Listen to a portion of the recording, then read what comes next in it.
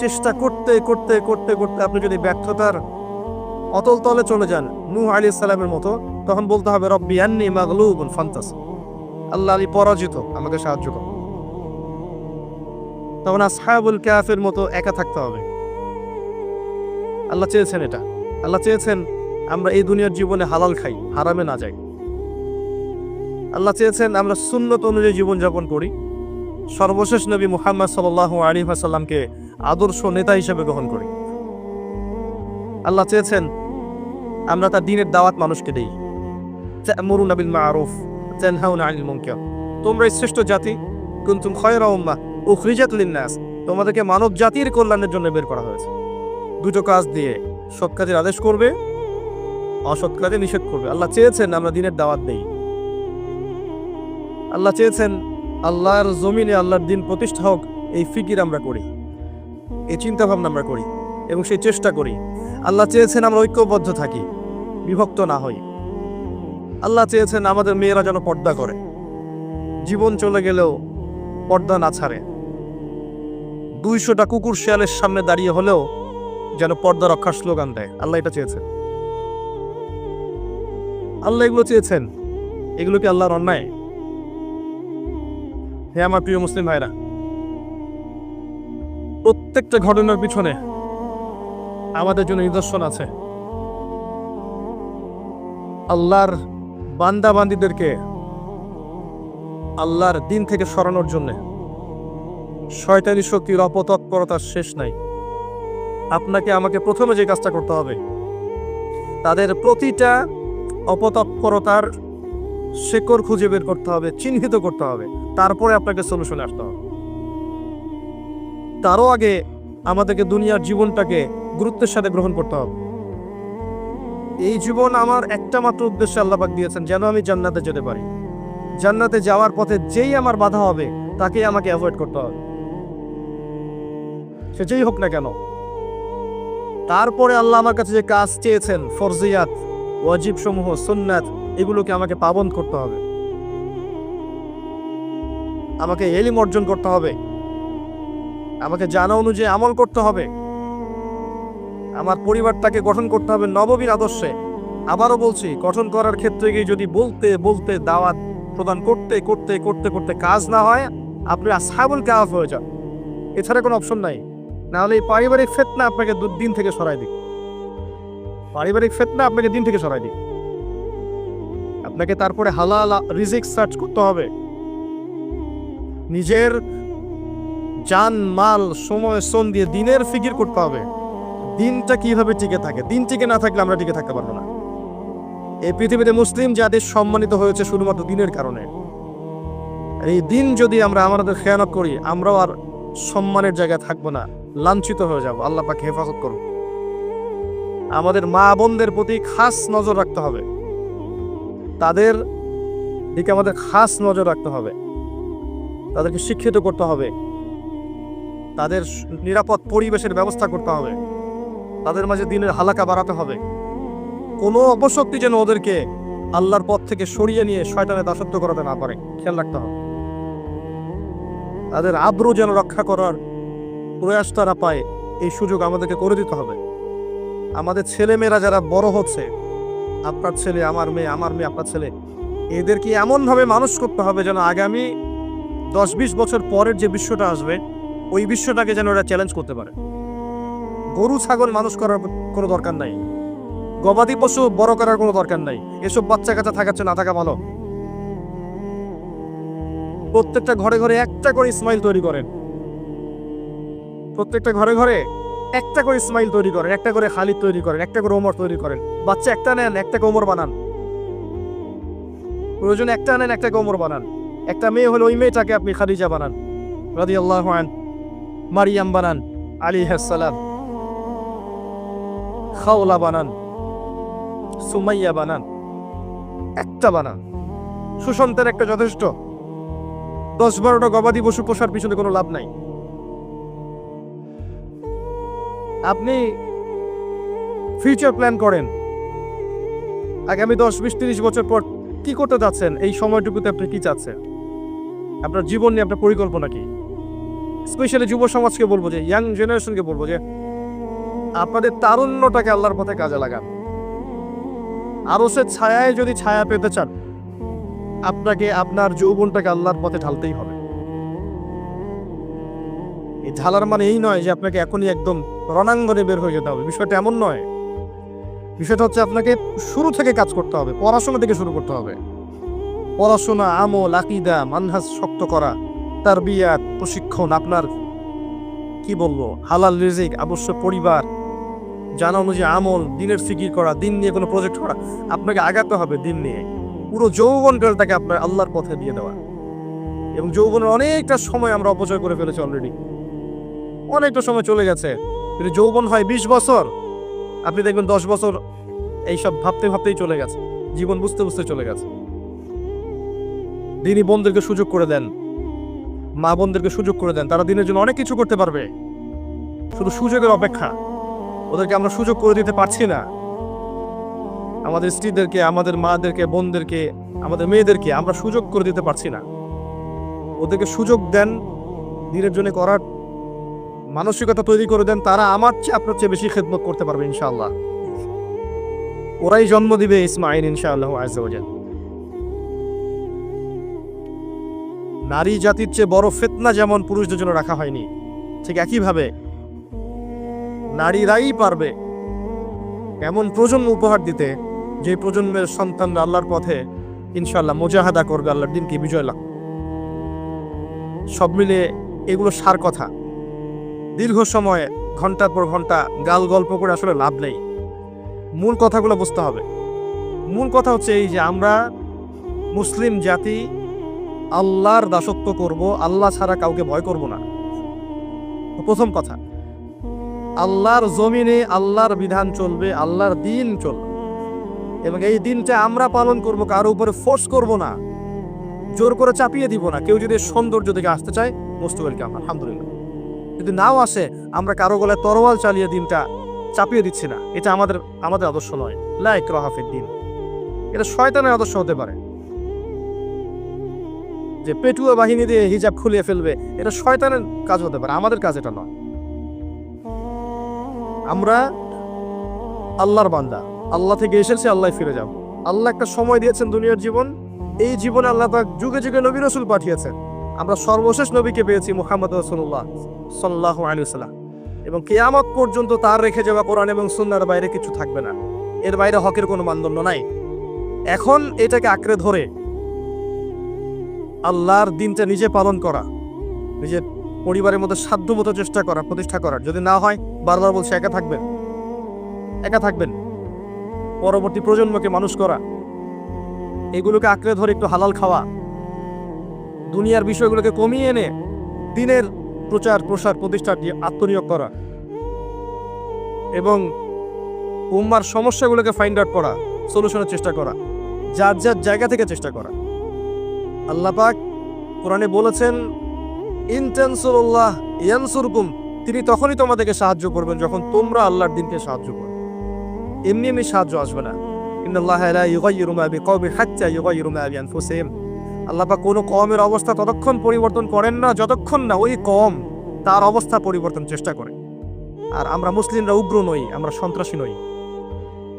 আমরা সন্ত্রাসী নই। আমাদের চেয়ে নম্র, ভদ্র, বিনয়ী মানুষ পৃথিবীতে পাওয়া যাবে না। হ্যাঁ, যুগে যুগে যখনই মাজলুম হয়েছে মুসলিমরা, তখন অস্ত্র ধরেছে। আর মাজলুম অবস্থায় অস্ত্র ধরার অধিকার মুসলিমদের ছিল, এটা অন্য বিষয়। কিন্তু মিডিয়ার এই কারসাজির মধ্য দিয়ে এই শয়তানের দোসর যারা আছে, এদের সারা বৈশ্বিক এই প্রোপাগান্ডার কারণে ইসলামকে জঙ্গিবাদের ধর্ম, সন্ত্রাসীদের ধর্ম বলার কোনো কারণ নাই। ইসলাম সাম্য আর মানবতার ধর্ম। এখানে সমস্ত বিষয়ের সমাধান আপনি পাবেন ইনশাআল্লাহ আযজা ওয়া জাল। আল্লাহ থেকে এসেছি, আল্লাহ ফিরে যাব। মাঝখানের সময়টুকুতে আমাদেরকে আল্লাহর দাসত্ব করতে হবে। দাসত্ব করার মানদণ্ড কোরআন এবং সুন্নাহ, এবং রোল মডেল ওই যে মুহাম্মদ সাল্লাল্লাহু আলাইহি ওয়াসাল্লাম। ফলো করেন, নিজে পালন করেন, পরিবার এস্টাবলিশ করার চেষ্টা করেন। আপনি আপনার সাধ্যমতো সমাজে দাওয়াতি কাজ করেন। উগ্র হবেন না এবং শৈথিল্যতাবাদীও হবেন না, দুটোই হওয়া যাবে না। একদম গা ছাড়া দিয়ে শৈথিল্যতাবাদী হয়ে যাবেন এমনটাও হবেন না, উগ্রতাও হবেন, মধ্যমপন্থী থাকেন। দিনের বেসিক বিষয়গুলো পালন করেন, অন্যকে পালন করতে উদ্বুদ্ধ করেন। নিজের জান মাল ইজ্জত সময় শ্রম যা আছে এটাকে দিয়ে আল্লাহর পথে একটু চেষ্টা করেন। বিশেষ করে আমাদের যুব সমাজ, আমাদের মা বোনরা এবং আমাদের পরবর্তী প্রজন্ম যারা আসছে, এই 3টা জেনারেশনের দিকে বেশি ফোকাস করেন। তাদেরকে আল্লাহর পথে ফিরিয়ে আনার চেষ্টা করেন, সঠিক দিন বোঝানোর চেষ্টা করেন এবং আমাদের ওলামায়ে কেরামের জন্য বেশি বেশি দোয়া করেন। কিন্তু ওলামায়ে কেরামের মধ্যে আল্লাহ পাক পরিপূর্ণ দিনটাকে দান করেন এবং তাদেরকে দীর্ঘ নেক হায়াত দারাজ করেন, বাঁচিয়ে রাখেন, সমাজের খেদমত করার তৌফিক দান করেন এবং যাবতীয় দৃশ্য অদৃশ্যের বিপদ আপদ থেকে, ফিতনা ফাসাদ থেকে আল্লাহ পাক যেন আমাকে এবং ওলামায়ে কেরাম সবাইকে হেফাজত করেন, যাতে করে তারা দীর্ঘ সময় পর্যন্ত মানুষকে দিনের সঠিক কথাগুলো বলতে পারে এবং আল্লাহ পাক যেন তাদের মধ্যে ঐক্য আগে দান করেন। যখন তারা ঐক্যবদ্ধ হবে দেখবেন ইনশাআল্লাহ জনগণ অটোমেটিকলি ঐক্যবদ্ধ হবে এবং আগামীর যে সময়গুলো আসছে আরো ফিতনাময়, আরো ফাসাদময়, এগুলোতে আরো চ্যালেঞ্জিং হবে জিনিসগুলো। ঈমান ধরে রাখা, নামাজ পড়া, তাওহীদে থাকা, সুন্নতে থাকা, পর্দা ধরে রাখা আরো বেশি কষ্টকর হবে। একটা এক্সাম্পল বলে শেষ করছে। অবস্থা এমন এবং অবস্থা হতে পারে এমন, আপনাদের সাগরের পাড়ে চোরাবালি আছে, মনে করেন একটা দেহ চোরাবালিতে পড়ে গেছে। এখন প্রথমে তার চাকনু পর্যন্ত ডুবে গেছে, এখন সে নড়াচড়া করছে এখান থেকে বের হওয়ার জন্য। আশপাশে অনেক মানুষ, এই মানুষগুলো বলছে নড়াচড়া করো না, যদি নড়াচড়া করো তাহলে আরো ডুবে যাবে। কথা বুঝতে পারছেন? সে নড়াচড়া করা বন্ধ করে দিল এবং আশপাশের মানুষ তার হাত ধরে তাকে টেনে তুললো না,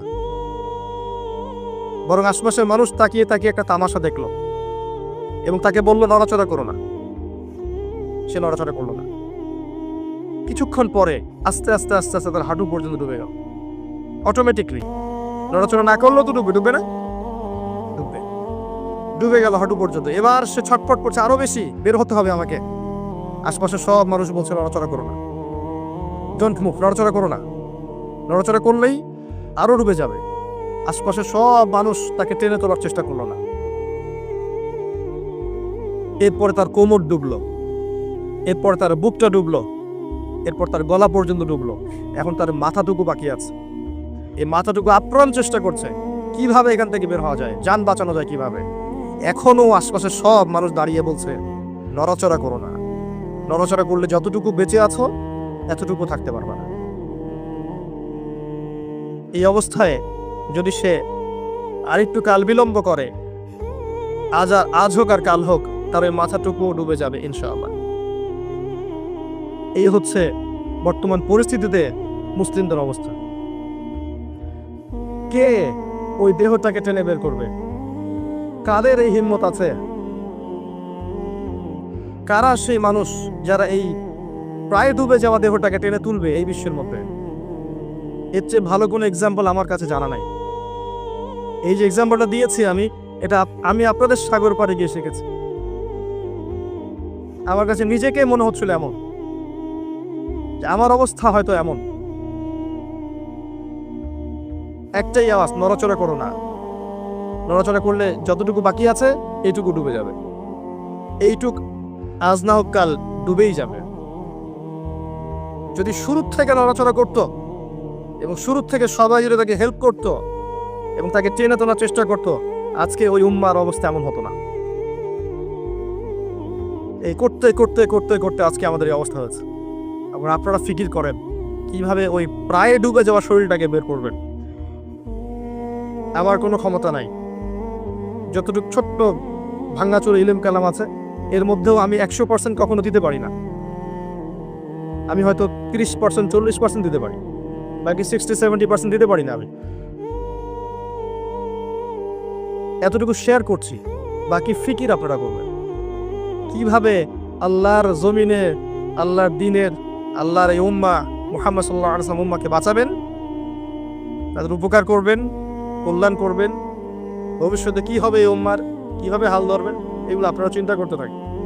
উম্মার প্রত্যেকটা ব্যক্তির দায়িত্ব আছে এই উম্মাকে বিজয়ী করার জন্য। আর আপনি চিন্তা করেন, আয়নার সামনে দাঁড়ান, আয়নার সামনে দাঁড়াই চিন্তা করেন না যে সারাটা জীবনে 30-32 বছর বয়স হয়ে গেল, 40-50 হয়ে গেল, এই উম্মাহ আপনার কাছ থেকে কি পেয়েছে এখন পর্যন্ত? এই উম্মাহ আপনার কাছে কি পেয়েছে? কয়টা বই পেয়েছে, কয়টা লেকচার পেয়েছে, কয়টা অ্যাসোসিয়েশন পেয়েছে, কয়টা ইকোনমিক প্রজেক্ট পেয়েছে,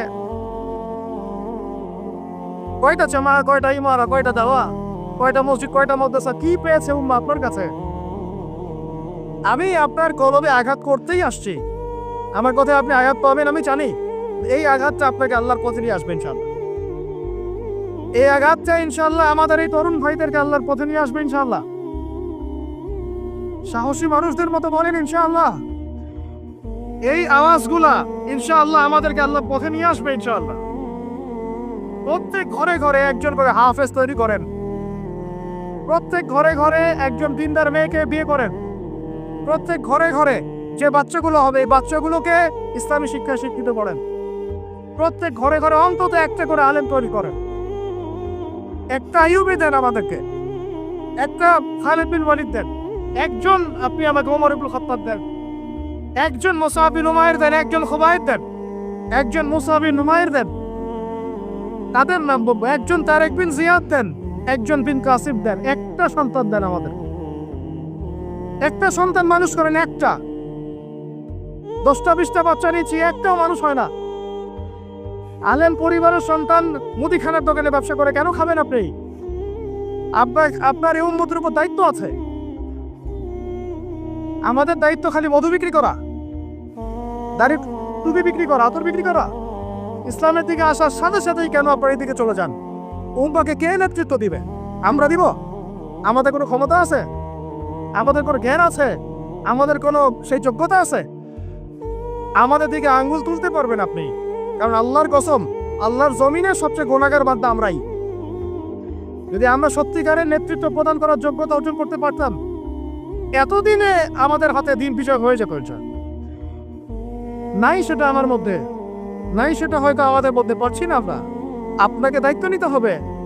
একজন ভাই গার্মেন্টস ব্যবসায়ী, তিনি এত বড় একটা আয়োজন করতে পারেন, তার দায়িত্ব পালন করতে পারেন। আপনারও তো অর্থ সম্পদ আছে, একটা ইসলামিক ইউনিভার্সিটি করেন, একটা বড় একটা মার্কাজুল কোরআন, মার্কাজুল ইলম গড়ে তোলেন, উলামায়ে কেরামদের একটা জামাআত গড়ে তোলেন।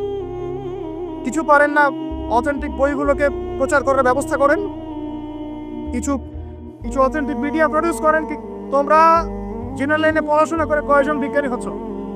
একটা সফটওয়্যার আবিষ্কার করতে পারছি না আমরা ইসলামিক। হাতে গোনা যায় অ্যাপস, 3-4টা অ্যাপস ইসলামিক। প্রযুক্তি আমাদের নিজস্ব হাতে তৈরি করা না, আমাদের স্বতন্ত্র মিডিয়া নাই। এই মিডিয়াগুলোতে কিছু হয় না, এগুলো বরং কোনো কোনো ক্ষেত্রে ফিতনাও ছড়ায় বেশি। কারণ আমার কথা মন খারাপ করুন না, কারণ আমি চ্যালেঞ্জ করতেছি আপনাদেরকে, আপনি 1000 জনকে বসান যারা দিন নিয়ে কাজ করতে চাচ্ছেন, তাদের 10% কোরআন তেলাওয়াত সহি না। কোরআন তেলাওয়াত সহি না করে আপনাকে এত বড় দায়িত্ব নিতে কে বললো? আপনি তো বুঝবেন না যে কোনটার সাথে কোনটা দিতে হবে, কি বলা দরকার, কি প্রচার করা দরকার, কি করা যাবে না।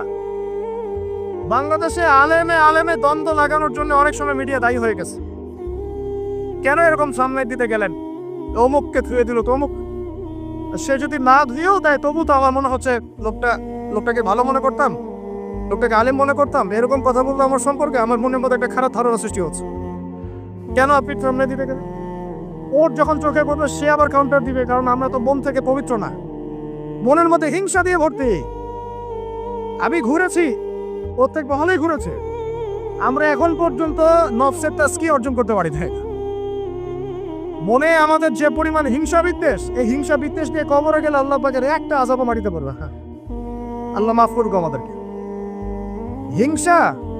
হিংসা নিয়ে যদি মানুষ পরকালে যায়, নেক আমলগুলা আগুনের মতো খেয়ে ফেলবে। নবী সাল্লাল্লাহু আলাইহি ওয়াসাল্লাম বলেছেন। আমরা এটাকে ফরজ করে নিয়েছি নিজেদের মধ্যে। ভাই, আপনারও তো যোগ্যতা আছে, আপনারও তো কিছু করার আছে। একটা অ্যাপস আবিষ্কার করেন, একটা বই লিখেন, একটা মাদ্রাসা করেন, একটা মসজিদ করেন, একটা ইসলামিক ইউনিভার্সিটি করে তোলেন, স্বতন্ত্র ইসলামিক মিডিয়া করে তোলেন। সবচেয়ে বড় কথা, কাজ যেগুলো হয় সেগুলো বিক্ষিপ্ত হয়ে যায়। এগুলো কোনো একটা সূত্রে গাঁথা না। এখানে একটা মাহফিল, ওখানে একটা, ওখানে একটা, ওখানে একটা, এখানে একটা মাদ্রাসা, ওখানে একটা, ওখানে একটা, এখানে একটা। 4 জন 4 ভাবে চিন্তা করেন, 4 জন 4 ভাবে চলেন। এখানে একটা সংগঠন ইসলামিক, ওখানে একটা, এখানে আর একটা, ওখানে একটা। একটা ওয়ান উম্মাহ জামাআ নাই বাংলাদেশ। তো আপনারা বলেন না আমাকে, এই উম্মাকে কিভাবে আমরা বিজয় নিয়ে যাব? আমাকে আপনারা বলেন, ছোটখাটো প্রশ্ন করা বাদ দিয়ে আপনারা আমাকে উত্তর দেন, কিভাবে আপনি এই দুনিয়াতে আল্লাহ পাকের দ্বীন ইসলাম কায়েম করবেন? পথ পদ্ধতি কি আপনার কাছে? কি পথ পদ্ধতি, কিভাবে শুরু করবেন? তারপরে কি, তারপর কি, তারপর কি, তারপর কি, গন্তব্য কোথায়? আর আমি বলি আপনাদেরকে গন্তব্য কোথায়? আমাদের গন্তব্য বলেন।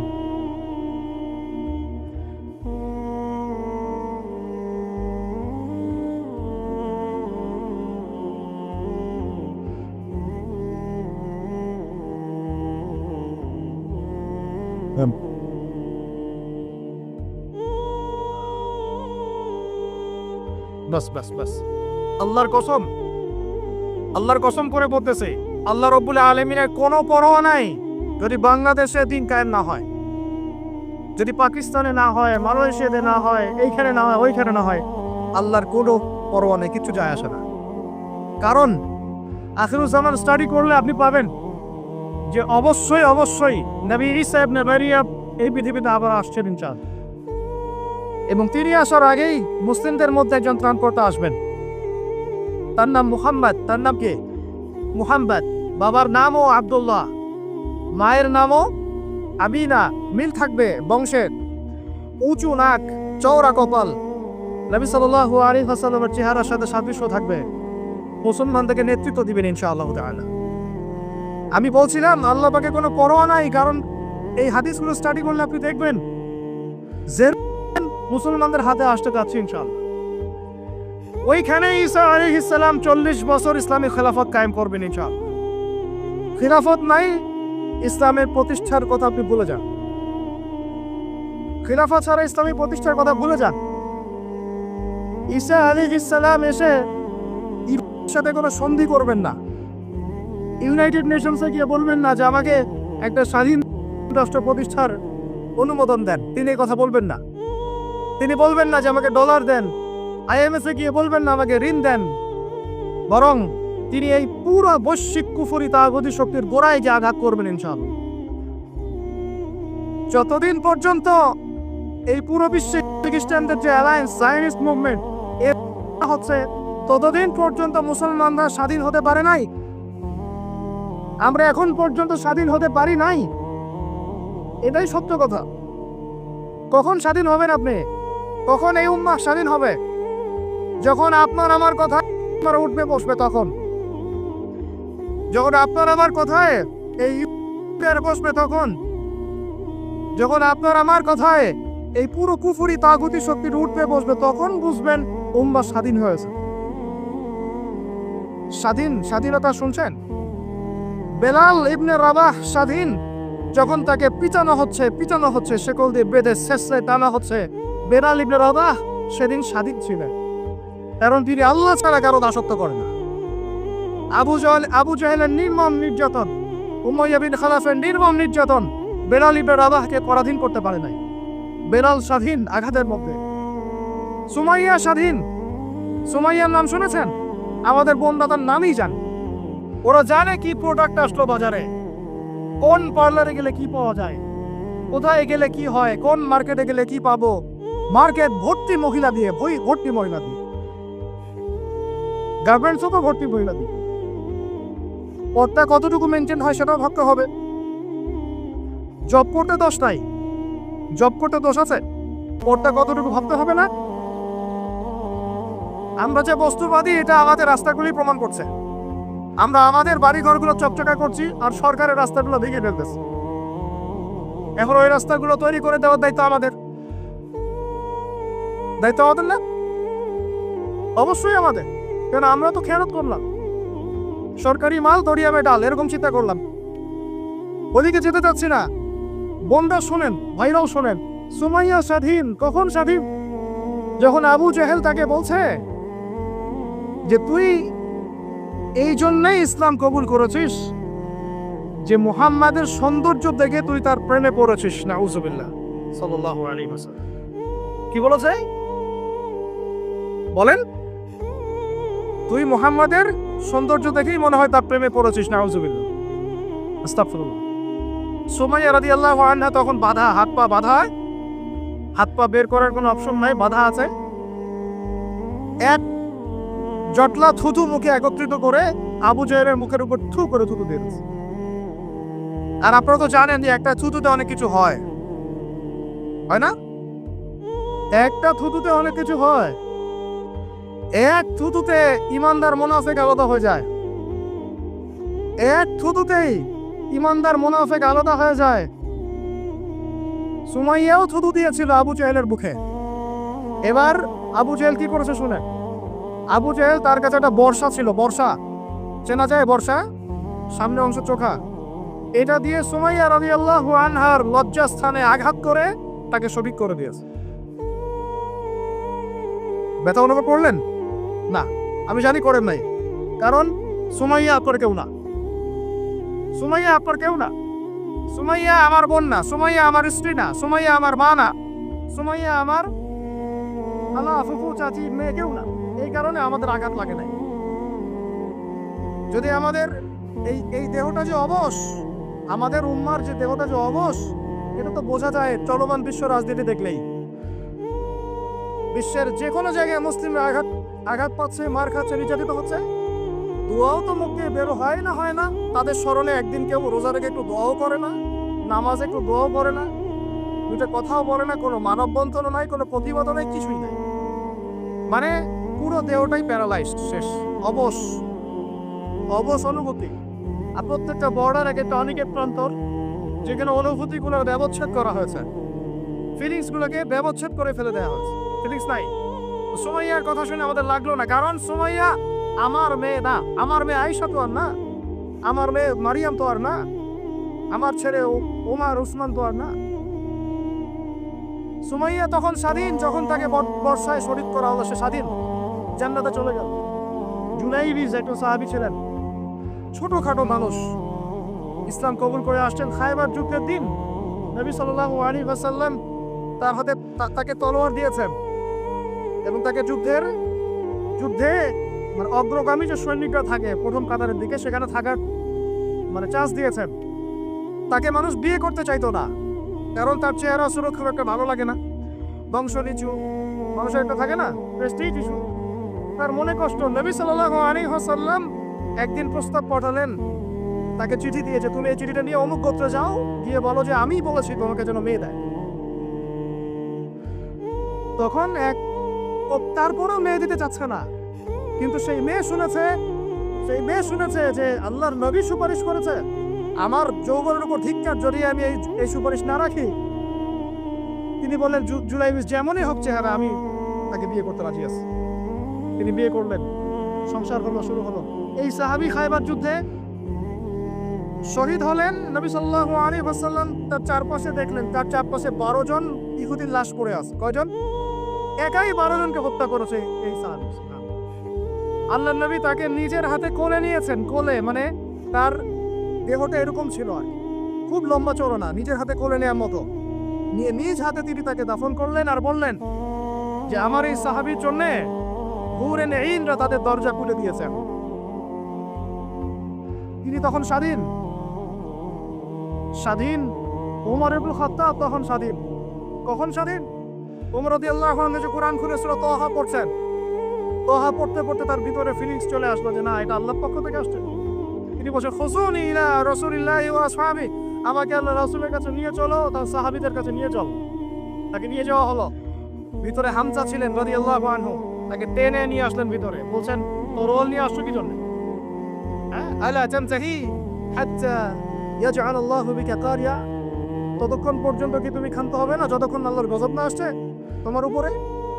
ওমর ইবনে খাত্তাব বলছেন ইয়া রাসূলুল্লাহ, হে আল্লাহর রাসূল, জিতুকা উমিনু বিল্লাহি ওয়া রাসূলিহি, আমি আপনার কাছে এসেছি আল্লাহ এবং আপনার প্রতি ঈমানদার হয়ে এসেছি। ওয়া বিমা জিতা বিহি মিন ইনদিল্লাহ, এবং আপনি আল্লাহর পক্ষ থেকে জানিয়ে এসেছেন এই কোরআনের প্রতি ঈমানদার হয়েই আমি আপনার কাছে এসেছি। আশহাদু আল্লা ইলাহা ইল্লাল্লাহ ওয়া আশহাদু আন্না মুহাম্মাদান আবদুহু ওয়া রাসূলুহু, কালিমা পড়লেন, মুসলিম হলেন, স্বাধীন হলেন।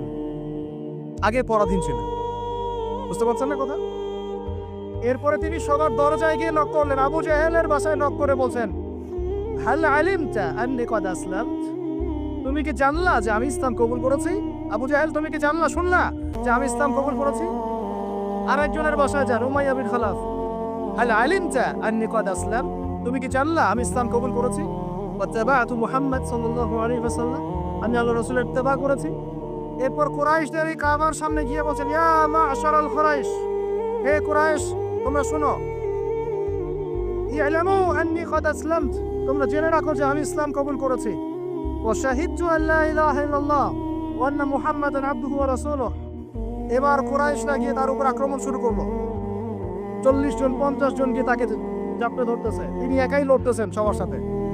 একজন এসে পরামর্শ দিচ্ছেন, ওই যে আপনারা যারা হিকমতের দোহাই দিয়ে কাপুরুষতাকে আড়াল করতে চান, তারা শুনেন ওয়াজটা ভালো করে।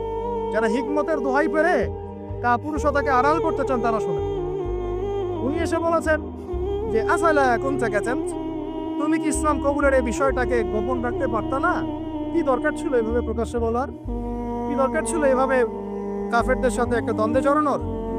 শোনেন তারপরে তিনি কি বলছেন। তিনি বলছেন যে ওয়াল্লাহি, আল্লাহর কসম করে বলছি, লাউ ফাররিখান্না বাইনাল হাক্কি ওয়াল বাতিল কামা ফাররাকাল্লাহু বাইনাল লাইলি ওয়ান নাহার, আল্লাহু আকবার। তিনি বলছেন আল্লাহর কসম করে বলছি, আমি রাত এবং দিন আল্লাহ পাক যেভাবে আলাদা করে দেন, এই রকম করে আমি সত্য আর মিথ্যা আলাদা করে দেব ইনশাআল্লাহ। আল্লাহু আকবার। এরপরে তার নাম হয়েছে আল ফারুক। কি নাম হয়েছে? ওমর এখন স্বাধীন। বলেন আমাকে, উম্মাহ স্বাধীন? উম্মাহ স্বাধীন? কিছু করতে গেলেই বলবে স্যাংশন দিয়ে দিব, কিছু বললে বলবে যে একদম টাকার মান কমাই দিব। আরো কিছু যদি বলতে চায় আমাদের প্রশাসন, গভর্নমেন্ট, তারা যদি আরো বড় পদক্ষেপ নিতে চায়, প্রশাসন গভর্নমেন্ট যদি বলতে চায়, বলতে পারে বা বলে ওই ইউনাইটেড নেশনসে গিয়ে যে আমরা আমাদের দেশ থেকে আমাদের সেনাবাহিনী পাঠাবো গাজায় গিয়ে আমাদের পক্ষে, আমাদের মুসলিমদের পক্ষে যুদ্ধ করবে, এই কথা যদি বলতে পারে বা বলে, দেখবেন তাদের সমস্ত শক্তি দিয়ে বাংলাদেশকে আক্রমণ করে ফেলছে। আর আপনি আমাকে বলেন আমরা স্বাধীন? উম্মাহ স্বাধীন? ওই তাগুতি শক্তির, বিশ্বকুফরি শক্তির পরাজয় না হওয়া পর্যন্ত মুসলমানরা স্বাধীন না। আর ঈসা ইবনে মারিয়াম এই গাল গল্প করতে আসবেন না, তিনি মানুষকে খালি সুরসুরি মার্কা ওয়াজ করতে আসবেন না, তিনি আসবেন ওই গোড়ায় আঘাত করতে ইনশাআল্লাহ। আর এই মানুষকে সুরসুরি মার্কা ওয়াজ করবেন না, খালি ফজিলত আর ফজিলত, এভাবে নয়। তিনি আসবেন দাওয়াতের মিশন নিয়ে, উম্মাহকে ঐক্যবদ্ধ করবেন, কুফারদের সাথে মুসলমানদের একদম সশস্ত্র যুদ্ধ হবে, তারপরে এদের একটা একটা করে খুঁজে বের করে মারা হবে ইনশাআল্লাহ। আল্লাহর কসম করে বলতেছি, আমাদের একটা মুসলিম ভাইয়ের রক্ত বৃথা যাবে না, একজন শিশুর রক্ত বৃথা যাবে না ইনশাআল্লাহ। একজন বোনের ইজ্জতের মূল্য ওদেরকে দিতে হবে ইনশাআল্লাহ। এই যে বিগত 1.5 মাসে তোমরা 19,600 জনকে হত্যা করেছো, একটা একটা করে হিসাব আমরা দিব ইনশাআল্লাহ। 1914 সাল থেকে 2023 পর্যন্ত প্রায় 3.5 লক্ষ মানুষকে হত্যা করা হয়েছে, এর হিসেব ওরা দিবেন ইনশাআল্লাহ। এর হিসেব আমরা নিব ইনশাআল্লাহ। আমরা ছাড়বো না ইনশাআল্লাহ, এই ফিতনা আমরা ছাড়বো না, এই জালেমও ছাড়বো না। আর মনে রাখেন, আমাদের এখানে কি হবে তারপরও আল্লাহ পাক করবেন না। আল্লাহ পাক জানেন কোন জায়গা থেকে দিন কায়েম করতে হবে। ঈসা ইবনে মারিয়াম 40 বছর ওই তখ্ত থেকে, ওই সিংহাসন থেকে পুরো বিশ্বটাকে শাসন করবে ইনশাআল্লাহ তাআলা। আপনারা আঞ্চলিক রাজনীতি নিয়ে পড়ে আছেন, থাকেন, আমি বিশ্ব রাজনীতি নিয়ে কথা বলছি। আঞ্চলিক পলিটিক্সে আমার কোনো আগ্রহ নাই, কারণ আমি জানি এই পুরো সাবকন্টিনেন্ট শাসন করবে ঈসা আলাইহিস সালাম। যদি আমরা তার পক্ষের লোক হয়ে যাই, তাহলে আমরা ইজ্জত সম্মান পাবো ইনশাআল্লাহ। আর যদি আমরা তার বিপক্ষে চলে যাই, দেখবেন জিল্লতি আর জিল্লতি নেমে আসবে। আল্লাহ মাফ করুন। এখন শুনেন, ইবনে খাত্তাব স্বাধীন এখানে, হামজা রাদিয়াল্লাহু আনহু স্বীকার করে আসছেন। যুব ভাই আপনি শুনেন, এই যে ওমরের কথা বললাম, এরকম একটা ছেলে আমাকে দিতে পারবেন ঘর থেকে, প্রত্যেকটা ঘর থেকে পারবেন? সাহস আছে খালি বলবে যে আমি রাত দিন যেমন আল্লাহ আলাদা করে দেন, আমি সত্য মিথ্যা আলাদা করে দেবো ইনশাআল্লাহ। পারবে?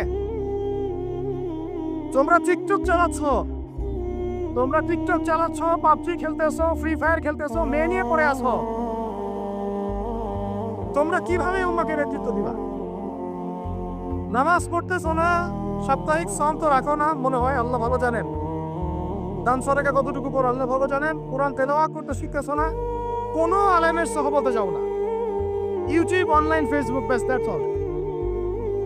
ইউটিউব, অনলাইন, ফেসবুক হচ্ছে একটা ফিতনার জগৎ। আপনি বলতে পারেন যে আমার লেকচারও তো যায়, অনেক বড় বড় আলেমদের লেকচারও যায়, সব মেনে নিয়েই বলছি এটা ফিতনার জন্য। সব মেনে নিলাম, আপনার কথা মেনে নিয়েই বলতেছি ফিতনার জন্য। কারণ এর কন্ট্রোলও কুফর শক্তির হাতে, এর কন্ট্রোলও তাগুতি শক্তির হাতে। আপনি এটা নিয়ন্ত্রণ করেন না, এই প্রযুক্তি আপনি তৈরি করেন নাই। আমরা আলাদা করে কোনো মুসলিম কমিউনিটি সোসাইটিও বিল্ড আপ করতে পারিনি অনলাইনে, বুঝেছি? আমাদের কোনো স্বতন্ত্র সামাজিক যোগাযোগ মাধ্যম আছে বলেন? ওমর ইবনে খাত্তাবের মতো একজন স্বাধীন মানুষ দেন, হামজা রাদিয়াল্লাহু আনহু স্বাধীন কখন? আবু জাহেল আল্লাহর নবীকে একটা আঘাত করেছে, বলেন নাউজুবিল্লাহ সাল্লাল্লাহু আলাইহি ওয়াসাল্লাম। আপনারা তো জানেন তার পিঠের মধ্যে উঠে নাড়ি ভেড়ি দেওয়া হয়েছে, চাপানো হয়েছে। তো এই দৃশ্য একজন দাসী দেখেছে, হামজা রাদিয়াল্লাহু আনহু স্বীকার করে আসছেন, তাকে বলছে তোমার ভাতিজাকে এরকম আঘাত করেছে আবু জাহেল। আবু জাহেলের নাম কিন্তু আবু জাহেল না, আবু জাহেলের নাম আবুল হাকাম। সেও কিন্তু আল্লাহকে বিশ্বাস করতো। আপনারা মনে করবেন না যে সে একদম ইহুদি ছিল বা খ্রিস্টান ছিল, এমন না। সে আল্লাহকে বিশ্বাস করতো, কিন্তু আল্লাহ পাকের বিধান মানত না। এখন হামজা রাদিয়াল্লাহু আনহু বলছেন ওয়া ফাআলা যালিক, সে কি সত্যিই কাজ করেছে? হ্যাঁ, সত্যিই কাজ করেছে। আচ্ছা চলো দেখাও আবু জাহেল কোথায় আছে। তিনি ঘোড়া ছুটায় গেলেন কাবা ঘরের সামনে, গিয়ে বললেন যে তুমি আমার ভাতিজাকে গালি দিয়েছ, তুমি আমার ভাতিজাকে আঘাত করেছ, জেনে রাখো আমি আজকে থেকে আমার ভাতিজার দিনের উপর আছি। এই কথা বলার সাথে সাথে তার উপর আক্রমণের চেষ্টা করা হচ্ছিল। তিনি নিজে একটা ঘুষি দিয়ে আবু জাহেলের একটা দাঁত ফেলে দিলেন। আর দাঁত যে পড়ে গেছে কিনা সিরাতের কিতাবে এত স্পষ্ট নাই, কিন্তু আঘাত একটা ঘুষি দিয়েছেন এটা স্পষ্ট। ঘুষি দিয়ে বলছেন রুদ্দাহা ইনিস্তাতা, রুদ্দাহা ইনিস্তাতা, যদি সাধ্য থাকে এই ঘুষিটা আমাকে ফেরত দিয়ে দেখাও, সাধ্য থাকলে আমাকে আরেকটা আঘাত করে দেখা। আকুলু মা ইয়াকুল, আমি তাই বলি যা আমার ভাতিজা বলে। শাহিদতু আল্লা ইলাহা ইল্লাল্লাহ ওয়া আন্না মুহাম্মাদান আবদুহু ওয়া রাসূলুহু, আমি সাক্ষ্য দিচ্ছি বা দিলাম আল্লাহ ছাড়া কোনো ইলাহ নাই, মুহাম্মদ আমার ভাতিজা আল্লাহর রাসূল। তোর সাধ্য থাকলে আমাকে ঠেকা। এরকম জেনারেশন দিতে পারবেন? আপনার ছেলেটা কি এরকম? আপনার ভাইরা কি এরকম? এই আমাদের মায়েরা তাদের সন্তান কি এরকম? যে মেয়েদেরকে ঘরে নিয়ে আসছেন, এই মেয়েগুলোও কি সুমাইয়ার মতো? উম্মে আমারা একজন নারী সাহাবী, উম্মে আমারা উহুদের যুদ্ধে চতুর্দিক থেকে আল্লাহ নবীকে আক্রমণ করা হচ্ছে, তিনি একাই তীর ছুটছেন, তীর ছুটছেন, তীর ছুটছেন।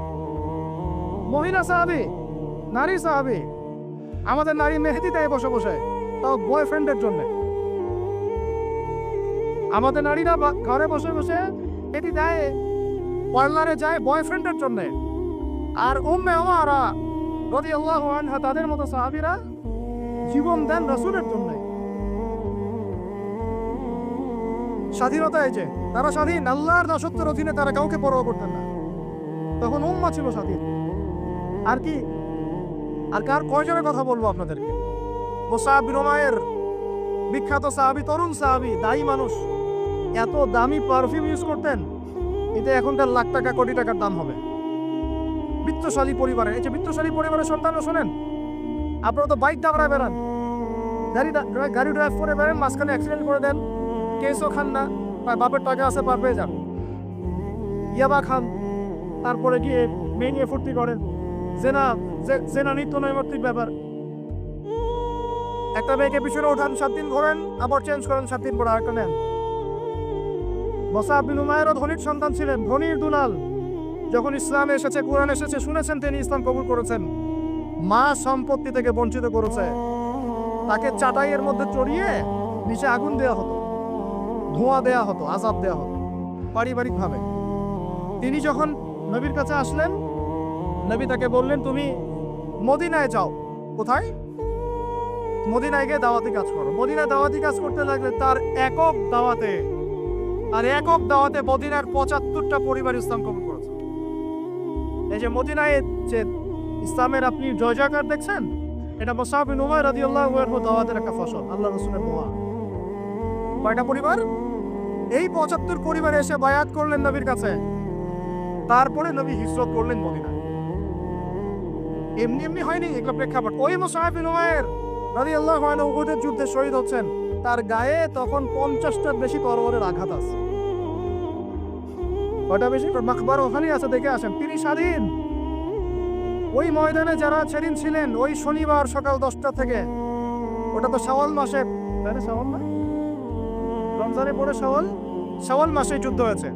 শাওয়াল মাসে 10 তারিখ মেবি, হ্যাঁ 10 তারিখ 9 তারিখ সিরাত কারা পড়েছেন, 9 বা 10 সকালবেলা যুদ্ধ হচ্ছে। ওই সময়ে পৃথিবীতে যারা ওই সময় যুদ্ধ করছে মুসলমানদের পক্ষে, আল্লাহর জমিনের মধ্যে সবচেয়ে শ্রেষ্ঠ মানুষ তারা, সবচেয়ে শ্রেষ্ঠ জীবন, শ্রেষ্ঠ মৌত। ওখানে তারা উঠবেন, তখন তাদের গা থেকে মেশকম্বরের ঘাম ছুটতে থাকবে।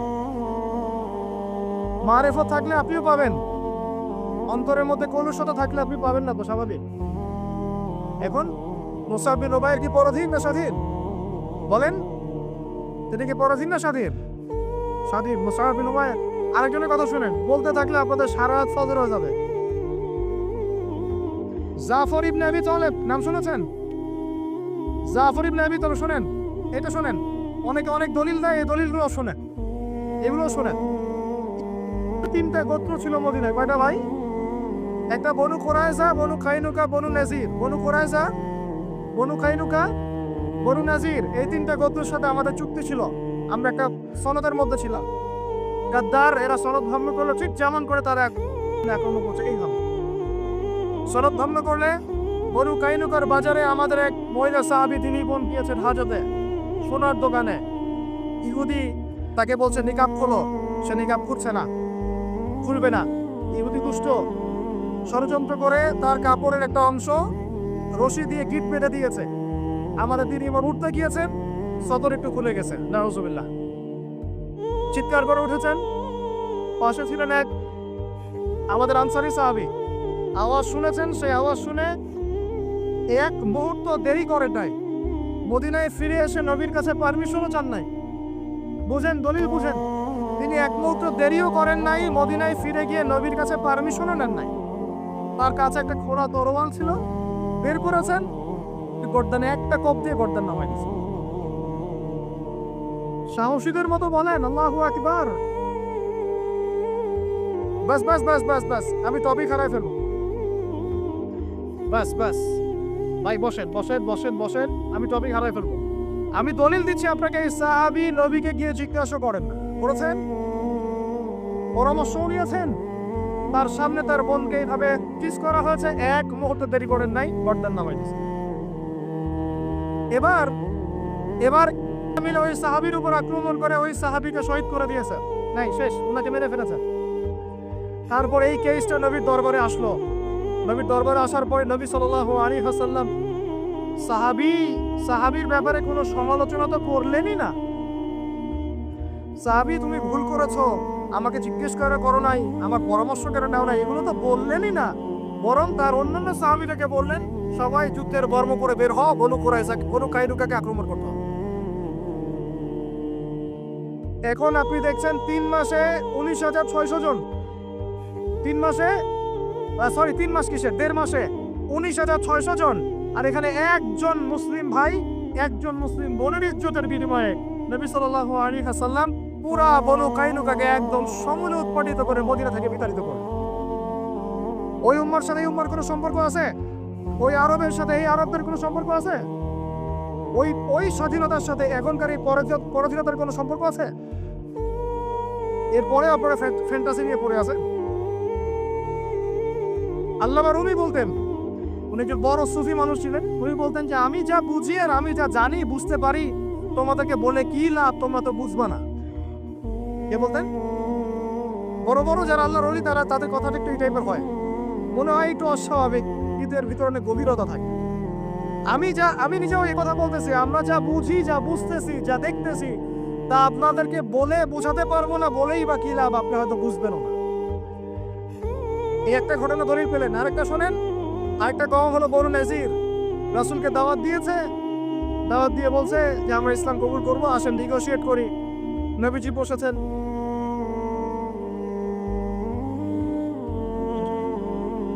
আমি গুটিয়ে নিচ্ছি, এই 2-3টা কথা বলে গুটিয়ে নিচ্ছি, শোনেন। নবী সাল্লাল্লাহু আলাইহি ওয়াসাল্লাম গিয়েছেন দাওয়াত দিতে বনু নাজিরের সিঁড়ির মধ্যে, এটাকে বলে দেয়ালে হেলান দিয়ে আছেন। উপর থেকে এরা চাকি আছে না, চাকি, আমরা ধান ভাঙে আগেকার মারা বোনেরা, বড় বড় যে লোহার আর পাথরের, এইগুলো উপর থেকে ফেলে তাকে হত্যা করার চেষ্টা করেছিল বনু নাজির। কোন গোত্র? বনু নাজির। আল্লাহ নবী জিবরাইল আলাইহিস সালামের মাধ্যমে জানতে পারলেন, সেখান থেকে উঠলেন, উঠে বললেন যে ঠিক আছে, বনু নাজিরকে আমরা অবরোধ করব। 1.5-2 মাস অবরোধ করে রাখা হলো। সূরা হাশরে পড়ে দেখেন। এরপরে এরা নিজেদের ঘরবাড়িগুলো কাঁধে করে নিয়ে মদিনা থেকে বিতাড়িত হলো। বনু নাজির দলিল নাম্বার 2। 3 বনু কুরাইজা, বাকি আছে শুধু একটা, এখন বনু কুরাইজা। বনু কুরাইজাকে বলা হয়েছে আমাদের সাথে থাকবে, অন্যদের সাথে যাইতে পারবো না। Okay fine. খন্দকের যুদ্ধে 10,000 সেনাবাহিনী নিয়ে আবু সুফিয়ান আক্রমণ করেছে মদিনা, অবরোধ করে রেখেছে। এই সুযোগে বনু কুরাইজা কুরাইশদের সাথে মিলে আমাদের সাথে গাদ্দারি করবে। আল্লাহ নবী যুদ্ধ শেষ করে বনু কুরাইজায় গিয়ে কেউ আসরে নামাজ পড়বে না, ওদের সাথে গিয়ে মীমাংসা করতে হবে। তারপরে ওখানে গিয়ে ওদেরকে অবরোধ করা হলো। সাদ বিন মুআজ রাদিয়াল্লাহু আনহু হাতে এই বনু কুরাইজার একজন বালেক যারা ছিল এদের সবার গর্দান নামানো হয়েছে। এটা বনু কুরাইজা, বনু কাইনুকা, বনু নাজির, তিনটা বড় বড় গোত্রের সাথে আমাদের যুদ্ধ হয়েছে নবী জীবিত থাকাকালীন। কি কি শুনিয়ে দেখেছেন। আর এখন আপনি দেখছেন বিগত 100 বছর, 1914 থেকে 2023 পর্যন্ত মার তারা দিতেই আছে, মুসলমান খাইতেই আছে। 4বার বড় বড় যুদ্ধ হয়েছে। যুদ্ধ এই 4টাতে মুসলমানদের মোটামুটি পরাজয়। এখন মোটামুটি 78 থেকে 80% জায়গা ওদের। এখন কি নতুন করে এই জিহাদটা ওখানে ফরজ হয়েছে না আগে থেকে ছিল? ওদেরকে বের করে দেওয়ার পর, 3টা গোত্রকে বের করে দেওয়ার পর খায়বারে তারা কিছু বাকি ছিল। আলী রাদিয়াল্লাহু আনহু হাতে পতাকা দিয়ে বললেন খায়বারে যাও, আক্রমণ করো, এই নাইম দুর্গ তুমি জয় করবে ইনশাআল্লাহ। খায়বারের মারহাব ছিল একজন বীর, একাই 10 জনের সাথে লড়তে পারে। আলী ইবনে আবি তালেবের তরোয়ারের আঘাতে ওর মাথার উপর থেকে তরোয়াল দিয়ে এইভাবে বসে গেছে মাটিতে, মানে দেহটা এইভাবে দ্বিখণ্ডিত হয়ে গেছে। ওদেরকে তারপরে বের করে দেওয়া হয়েছে। তারপর নবী সাল্লাল্লাহু আলাইহি সাল্লাম বলেছেন তার ইন্তেকালের কয়েকদিন আগে, যে আমার ইন্তেকালের পর তোমরা বাকি যে অবশিষ্ট যারা আছে এদের সবাইকে জাজিরাতুল আরব থেকে বের করে দিবে। কে বলেছেন এটা বলেন? এখন তারপর ওমর রাদিয়াল্লাহু আনহু ওটা জয় করেন, আমাদের আন্ডারে থাকে। 1099 সালে ক্রুসেডাররা গিয়ে ওটা আবার দখল করে। তার মোটামুটি ভাবে 80 থেকে 90 বছরের মধ্যেই 1176 নাকি 87, 1176 দিকে আইয়ুবী রাহিমাহুল্লাহ গিয়ে সেটা আবার জয় করেন। তারপরে আবার ওখানে লড়াই হয়েছে। তারপরে আবার গিয়ে আপনার মামলুকদের ভূমিকা আছে, জেঙ্গিদের ভূমিকা আছে, তুর্কিদের ভূমিকা আছে, ওসমানীয়রা আবার দখল করেছে। এই সিলসিলা চলতে 1914 সালে গিয়ে তারা এই ব্রিটেনের সহযোগিতায় এই জায়গাটা দখল করেছে। কত সালে? এই তো 1914 সাল। আর দখল করার পর থেকে এখন এই বিগত 100 বছরে ওখান থেকে তারা বিশ্বের সব নিয়ন্ত্রণ করা শুরু করেছে। জায়গা দখল থেকে শুরু করে মুসলিম ভাইদেরকে দমন, আমাদের বোনদেরকে ধর্ষণ, শিশুদেরকে হত্যা, জমি উপরে ফেলা, কি না করেছে। এখন তারা ওখানে শাসন প্রতিষ্ঠা করতে চাচ্ছে। এরাই তারা যারা বিশ্বকে শাসন করবে।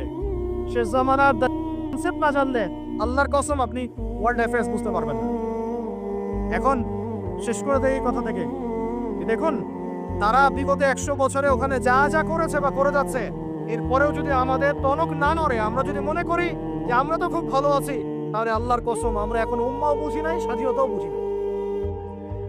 আমাদের সবাইকে বুঝতে হবে পুরো মুসলিম উম্মাহ একটা দেহ।